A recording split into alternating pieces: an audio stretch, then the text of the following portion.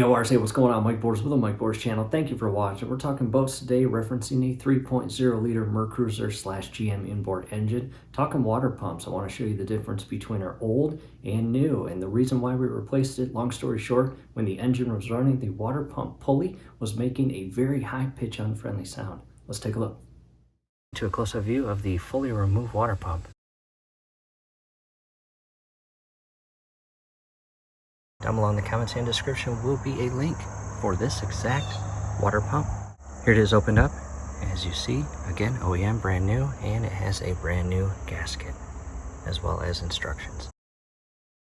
To a quick comparison of the old on the right and brand new water pump on the left.